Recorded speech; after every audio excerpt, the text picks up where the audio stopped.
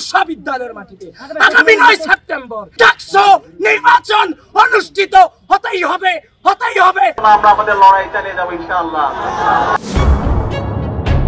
6 বছর পর ছাত্র প্রতিনিধি নির্বাচন করতে যাচ্ছেন ঢাকা বিশ্ববিদ্যালয়ের শিক্ষার্থীরা। 9 সেপ্টেম্বর ব্যালটের মাধ্যমে ঢাকা বিশ্ববিদ্যালয় কেন্দ্রীয় ছাত্র সংসদ, ডাকসু ও হল সংসদে পছন্দের প্রার্থী বাছাই করবেন তারা।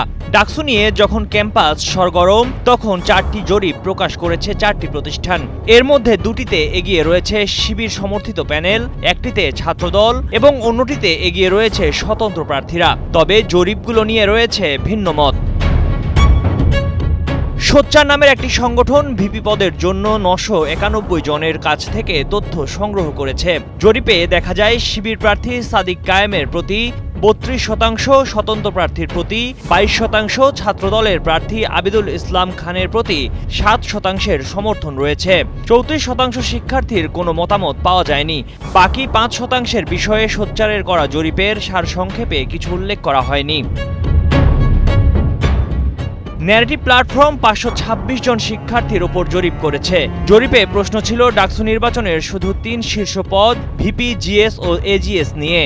জরিপে ছেলেদের 10টি ও মেয়েদের 4টি, মোট 14টি হলের শিক্ষার্থীদের কাছ থেকে দৈব চয়নের ভিত্তিতে তথ্য নেওয়া হয়। জরিপের ফল অনুযায়ী ভিপি পদে এগিয়ে রয়েছেন ঐক্যবদ্ধ শিক্ষার্থী জোটের প্রার্থী সাদিক কায়েম 41.9%। ছাত্রদলের প্যানেলের ভিপি প্রার্থী আবিদুল ইসলাম খান জয়ী হবেন বলে মনে করেন 13.9% ভোটার। শামীম হোসেনের পক্ষে 16.5% এবং উমামা ফাতেমার পক্ষে 8.8% শিক্ষার্থী ভোট দেন।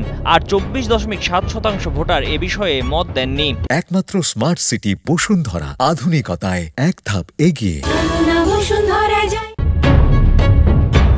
এই জরিপে জিএস প্রার্থীর মধ্যে এগিয়ে রয়েছেন ঐক্যবদ্ধ শিক্ষার্থী জোটের SM ফরহাদ 32.1%, ছাত্রদলের তানভীর বারী হামিম ও স্বতন্ত্র প্রার্থী আরাফাত চৌধুরীর পক্ষে 16.1%, আবু বাকের মজুমদারের পক্ষে 13.7% মতামত দিয়েছেন। তবে 33.9% শিক্ষার্থী জিএস পদে কাকে ভোট দেবেন তা এখনও ঠিক করেননি। এজিএস পদে এগিয়ে রয়েছেন শিবির প্যানেলের প্রার্থী মহিউদ্দিন খান।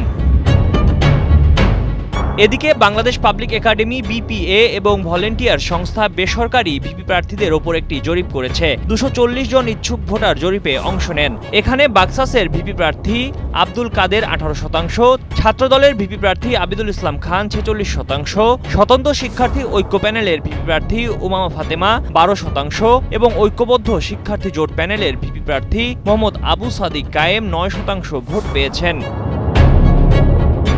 সবশেষ রবিবার জরিপের ফল প্রকাশ করেছে ঢাকা বিশ্ববিদ্যালয় গবেষণা সংসদ। জরিপে 38.85% শিক্ষার্থী ডাকসুতে স্বতন্ত্র প্রার্থীকে ভোট দেবেন বলে জানিয়েছেন। 20.92% শিক্ষার্থী শিবিরকে, 16.42% শিক্ষার্থী ছাত্রদল, 5.89% শিক্ষার্থী উমামা ফাতেমা নেতৃত্বাধীন স্বতন্ত্র শিক্ষার্থী ঐক্য এবং 4.76% শিক্ষার্থী বাক্সাসকে ভোট দেবেন বলে জানান।